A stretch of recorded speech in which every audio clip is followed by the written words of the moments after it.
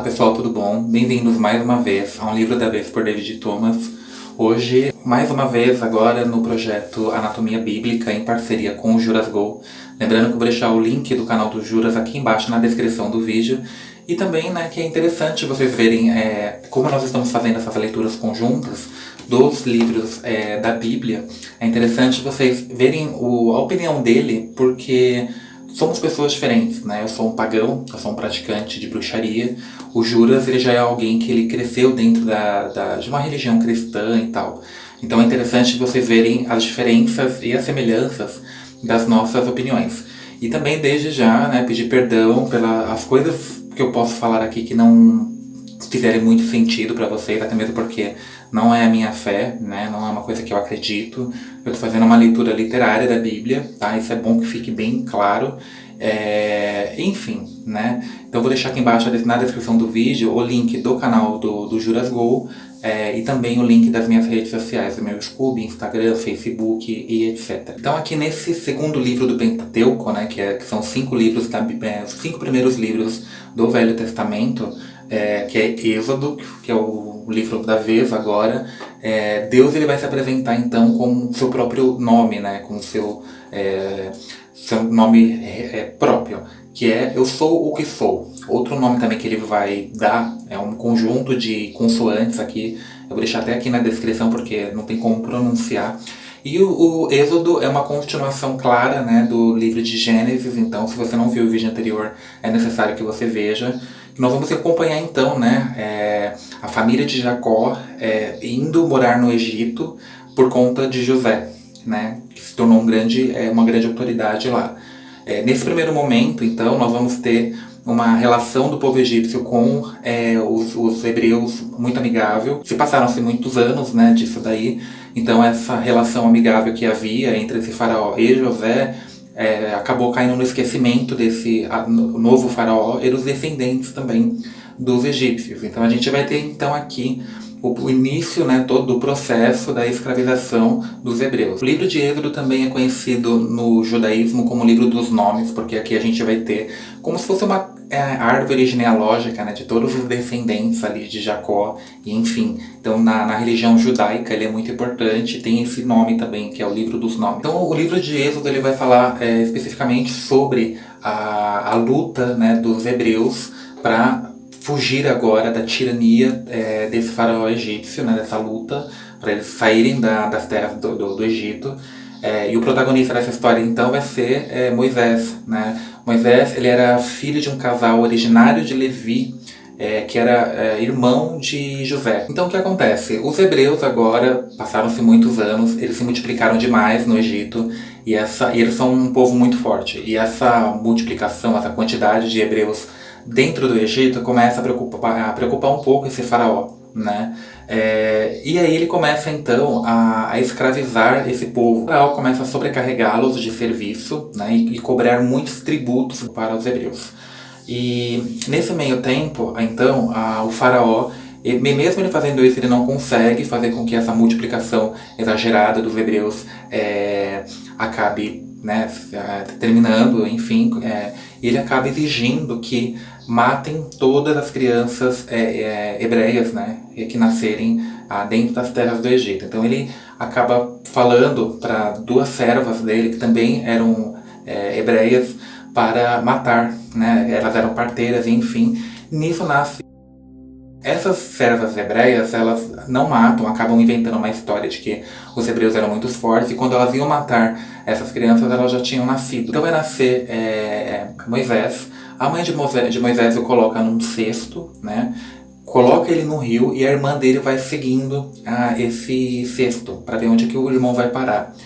E quem o encontra é a filha do faraó. A filha do faraó, ela se move de compaixão pela criança e o adota. A mãe de Moisés acaba se tornando como se fosse uma ama de leite dele, contratada pela própria filha do faraó. E um dia, já depois, quando Moisés já está grande, ele vê um hebreu sendo maltratado, ferido por um egípcio, e ele mata esse egípcio e o esconde na areia.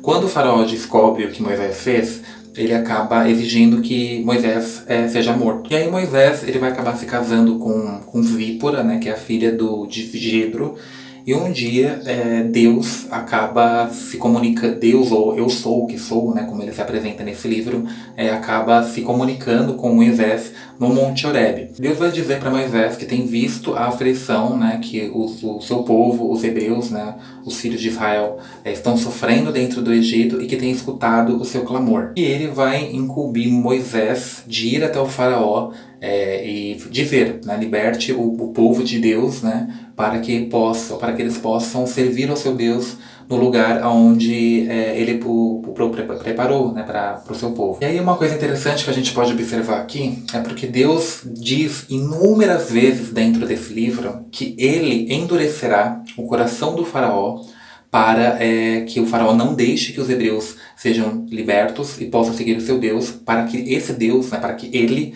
possa ferir o Egito. Então aqui fica muito claro no livro de Êxodo, em vários momentos, né, especialmente no final a cada praga que Deus joga contra o Egito, que que o faraó está endurecido não por sua própria vontade, mas sim por Deus está ali meio que manipulando de alguma forma porque ele quer, né, ferir o Egito. Então eu achei muito interessante isso, assim, a gente sempre acha que o faraó é ruim e tal, mas até que ponto esse Deus ele quis realmente ferir o Egito, né? Porque o Egito talvez não faria as vontades dele, porque, enfim. E aí o próprio Moisés ele questiona, né, Deus como que ele vai provar, né, diante do faraó que ele está sendo enviado por Deus e não, enfim, né?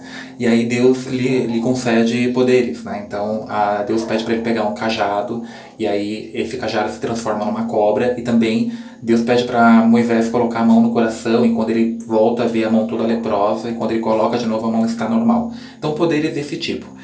Aí, né, com tudo isso já conversado, Moisés vai até o Egito, pega sua esposa, etc., sua família, vai até o Egito para ter esse papo com o faraó. E aí, quando ele chega diante do faraó, ele transmite a mensagem tal como Deus já havia falado para ele. Então ele vai dizer assim diante do faraó: Israel é meu filho, meu primogênito.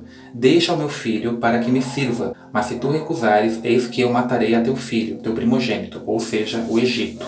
Né? Então vejam só que aí já começa a guerrinha. O faraó endurecido, vamos lembrar disso, tá? O faraó endurecido por Deus, com o coração endurecido por Deus, ele recusa e começa a piorar ainda mais a situação dos hebreus que já não estava fácil. Por quê?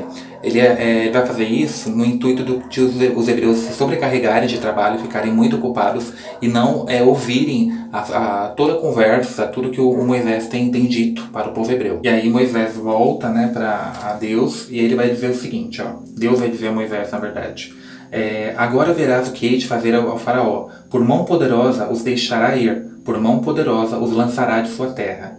E eu vos levarei à terra que daria a Abraão, a Isaque e a Jacó, e a vos darei por herança. E aí Moisés, junto com seu irmão Arão, vão até o Egito, mais uma vez falam com o faraó, e aí Moisés joga o cajado se transforma numa cobra diante do faraó, só que o faraó manda chamar, né, os seus sábios, encantadores e magos que fazem a mesma magia, né? Então, só para poder falar, se o seu Deus faz isso, os meus também são capazes de fazer. E aí o negócio começa a ficar pesado agora, porque Deus, né, começa a jogar as pragas.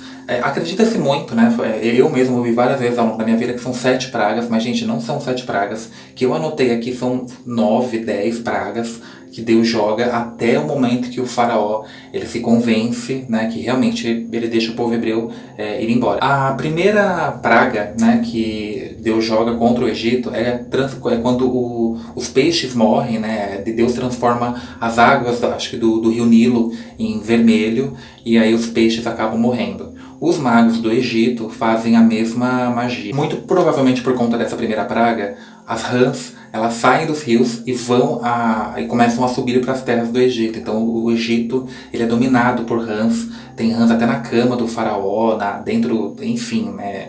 Há uma infestação de rãs, eu acredito que muito provavelmente por conta do que aconteceu na primeira praga. A terceira são os piolhos, né? Começa a ter uma epidemia de piolhos no Egito. E lembrando, gente, uma coisa interessante aqui, é que tudo que acontece que está ferindo o Egito, cada praga que fere o Egito, não fere os hebreus. Então esse monte de piolho atacam somente os egípcios, os hebreus não atacam. As rãs não entram na casa dos hebreus, só entram nas casas egípcias e por aí vai. Na quarta praga a gente vai ter também, isso que eu tô falando, o gado dos egípcios morre, né, não fica nada, todo o gado morre, mas o gado dos hebreus permanece vivo. Falei, a quarta, eu acho que é a quinta, essa é a quinta. A quinta praga começa a nascer então úlceras nos egípcios, né, úlceras terríveis assim no corpo dos egípcios, começam a atacar esse povo. Essa leva também ataca os homens, o gado e as ervas do Egito. Então, vê-se que o Egito está ficando até mesmo já perdendo seus alimentos, a sua forma de sobrevivência. Essa é a sexta praga. Quando ocorre a sexta praga, os próprios egípcios chegam diante do faraó e falam, olha, liberta esse povo porque esse Deus deles está causando problema aqui, né? Porém, mesmo assim, o faraó ele permanece recusando. A sétima praga são os gafanhotos. Esses gafanhotos vão comer o pouco que sobrou das ervas dentro do Egito. E nessa sétima praga, o faraó ele vai mentir para Moisés, né? Fala, ó, chega diante do teu Deus, fala para ele parar que eu vou libertar o teu povo. Deus faz isso, só que o faraó logo em seguida fala, ó, não vou te libertar. E aí continua as pragas agora com a oitava praga. A oitava praga foi uma das que eu achei mais interessante, porque assim, são trevas cobrem o Egito, né? O Egito fica tão escuro, mesmo durante o dia, que os próprios egípcios não conseguem se enxergar. De tão escuro que fica. E o que é interessante, que no meu cérebro não entendi como isso poderia funcionar, é que dentro de todo o Egito está totalmente escuro, né? As trevas o dominaram. Porém, dentro da casa dos hebreus, há luz. Né, havia luz. Eu tentei imaginar essa cena, eu falei, nossa, como que é possível? Não consegui até agora criar uma imagem desse cenário. E aí vem a nona praga, que é a pior de todas, né, que é a morte dos primogênitos. Bem, Deus ele vai matar todos os primogênitos do Egito. Desde as crianças humanas, desde os animais. Todo primogênito morre. Dos hebreus não. Inclusive ele dá uma orientação, né, para os hebreus colocarem sangue nas batentes das portas, das janelas, para que esse espírito da morte não os ataque, né? E aí, no dia seguinte, é uma cena assim que é muito triste de se ver, tanto na leitura do livro, mas também até nas adaptações dos filmes, né? Que é quando o Egito acorda e aí o Egito inteiro começa a chorar, a clamar, aquele choro, porque a própria Bíblia fala que não havia uma casa que não havia um morto. Quando o faraó vê, né, o seu filho morto, aí ele se convence, ele literalmente expulsa todos os hebreus do Egito, inclusive manda os hebreus levarem, não somente eles mesmos poderem ir embora, mas sem levarem tudo que lhes pertence, né, ele expulsa. Essa noite em que os hebreus são libertos pelo faraó para ir embora do Egito, ela é até hoje ela é muito sagrada para os judeus. É uma noite sagrada, que é a noite que Deus libertou o seu povo, né, já que eles ficaram 430 anos aprisionados e sendo escravizados, na verdade, pelo faraó dentro do Egito. Porém, o faraó ele tá loucão assim, e quando os hebreus já estão no deserto, ele se arrepende, reúne o seu exército e manda voltar, né, a pegar todos os hebreus novamente, e aí vem uma nuvem de escuridão que vai entorpecer, vai escurecer toda a visão dos soldados egípcios. Porém, a visão essa mesma escuridão, né, que essa nuvem, vamos pensar assim, que escurece a visão dos egípcios, está clareando a noite dos hebreus para eles seguirem em frente. Quando eles chegam diante do mar, né, Deus abre o mar ao meio para que eles possam passar. Quando os egípcios entram no mar também para pegarem os hebreus, né, o mar se fecha e afoga todos os soldados egípcios. Lá no deserto, eles começam, já que se livraram dos egípcios, né, eles não encontram água doce, aí eles começam a encher o saco do Moisés toda hora, e aí Deus transforma, na verdade, eu sou o que sou, água salgada em água doce. Porque é tão insuportável, gente, que eles começam a falar coisas do tipo para Moisés, por que você não tirou do Egito, né? Pelo menos lá a gente tinha comida, a gente tinha água. Então eles enchem o saco do líder deles o tempo inteiro, assim, vocês não têm noção. Tanto que tem um momento aqui que o próprio Moisés fala, né, para Deus, olha, tô com medo, porque esse povo eles murmuram tanto que eles vão acabar até me apedrejando aqui, né? E aí, sem comida, Moisés mais uma vez chega diante de Deus, Deus faz chover pão né, dos céus abundantemente. Só que Deus dá uma orientação: não guarde esses pães para o dia seguinte. Todo dia haverá pão, vai chover pão, não guarda.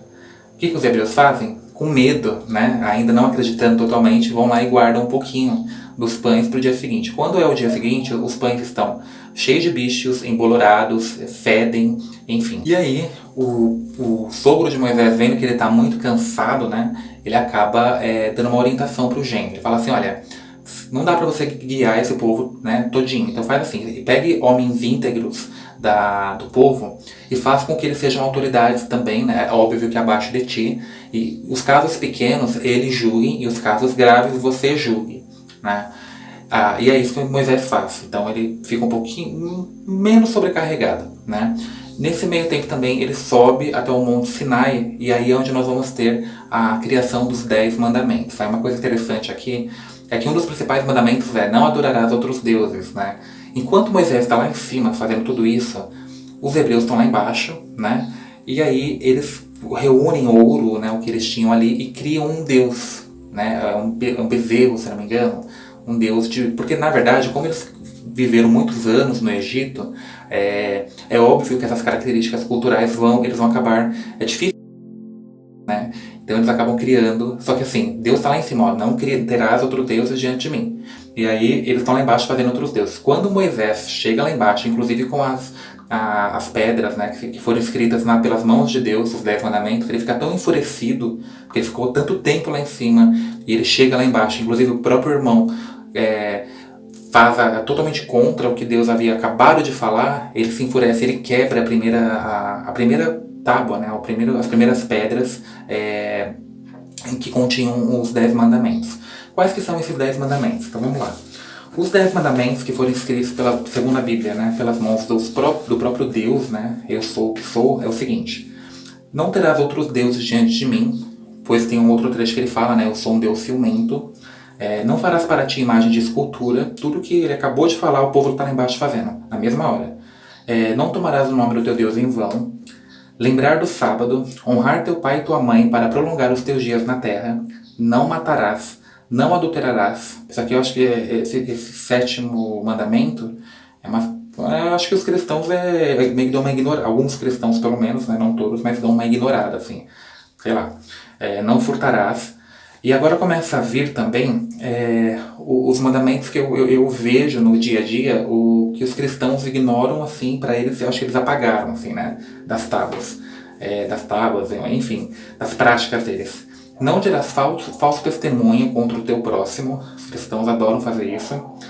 Não cobiçarás a casa, o servo, o boi, o jumento e a mulher do teu próximo. E aí Deus também vai mandar eles fazerem um altar, né, para que sejam nesse altar feitos os sacrifícios e holocaustos dele. E é engraçado quando a gente começa a ler o tipo de carne que Deus gosta, né? A gente vê assim que ele não era nada vegano, ele adorava carne e sangue fresco, que a carne tinha que ser de primeira, não podia ser qualquer uma não. E aí também a gente tem que entender uma coisa: tem aqui uma diferença, que os 10 mandamentos foram escritos por Deus, né?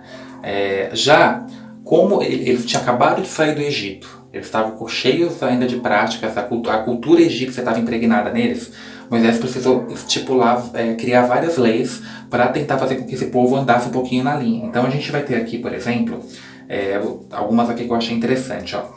Por exemplo, se um homem ferir uma mulher grávida e não houver morte, ele pagará uma multa para o marido dela.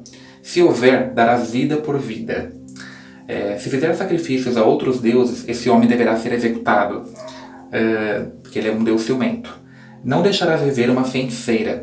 Essa lei escrita por Moisés, né, porque o povo egípcio ele era um povo muito idólatra, era um povo politeísta e tal, e era um povo que acreditava na magia. Então, para fazer com que o povo hebreu parasse de ter essas práticas e começasse a adorar somente a esse Deus e ao que ele mandava, muito embora esse Deus também tenha igual, ele adora incenso, não era tão diferente assim, mas ok.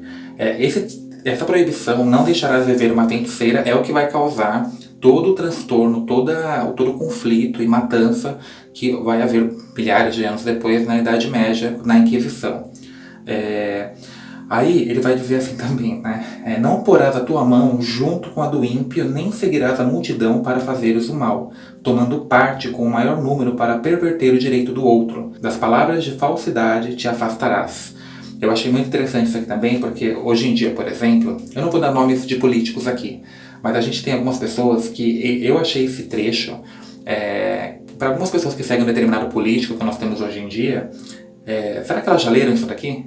Né? Não porás a tua mão junto com a do ímpio, nem seguirás a multidão para fazeres o mal, tomando parte com o maior número para perverter o direito do outro. Eu achei isso bem interessante também. Aí, feito isso, a gente vai ter então, daí em diante até o final do livro, Deus dando todas as ordens e medidas de como Ele quer que seja feito tudo, desde da Arca da Aliança, né? Ele dá toda a medida exata de como que ele quer que a Arca da Aliança, onde é o objeto que vai guardar os 10 mandamentos, as tábuas dos 10 mandamentos seja feita, e a gente já vai percebendo também que a cada uma dessas solicitações, dessas medidas que ele vai dando, ele adora tudo que é do melhor. Ouro, tudo tem que ser de ouro, tem que ser do melhor tecido e por aí vai. Então ele vai falar sobre a Arca da Aliança, como ele quer que seja feita. Ele vai dizer como que ele quer que seja feita cerimônias para ele, né? Como que é essa cerimônia, como que ele quer que sejam feitas as vestes, né? Dos sacerdotes dele, como que tem que ser construído o seu templo, e assim, ele não é nada humilde, ele gosta de tudo que tem que ter muito ouro, enfim. É isso que acontece no final. Daí em diante a gente tem um outro livro que é Levítico, que também é um livro que até onde eu sei, eu ainda não li, é o que contém várias dessas proibições mosaicas que Moisés fez para os hebreus. Mas assim, o Levítico a gente vai falar mais pra frente, não vai ser agora, porque o próximo livro vai ser Hebreu, e de Êxodo para Hebreu tem um salto temporal imenso, né? Tanto que Êxodo é o segundo livro do Pentateuco, né, do Velho Testamento. Hebreu já está lá no meio, praticamente, do Novo Testamento. Porque quem fez o cronograma direitinho foi o Juras. Eu dei essa total liberdade para ele fazer. Então, respeitando os livros que ele colocou em ordem, vamos lá, a gente vai falar logo sobre Hebreus, e depois a gente fala sobre Levítico, e continuando aqui nessa linha temporal, né, do Novo Testamento. É um livro muito mais fácil, por exemplo, que Gênesis, né? Porque Gênesis você tem um conjunto de vários personagens e, enfim, você tem vários acontecimentos dentro daquele livro com personagens diferentes e tal. Aqui em Êxodo, tanto que a própria palavra Êxodo, se não me engano, significa libertação. Eu lembro que quando eu vi falar sobre isso numa aula de história com uma professora que eu tinha no ensino médio, eu só não tenho certeza, né? Não cheguei a fazer essa pesquisa, mas é basicamente isso, né? Então é isso. Eu gostei do livro, é bem interessante, assim, as histórias, enfim. Bem, é isso, né? Como sempre eu digo, eu não tenho razão sobre tudo, eu não sou o dono da verdade, e é isso. Então hoje o livro da vez foi o livro de Êxodo, e a gente continua depois com o livro de Hebreus, tá bom? Então é isso, até o próximo vídeo e tchau, tchau.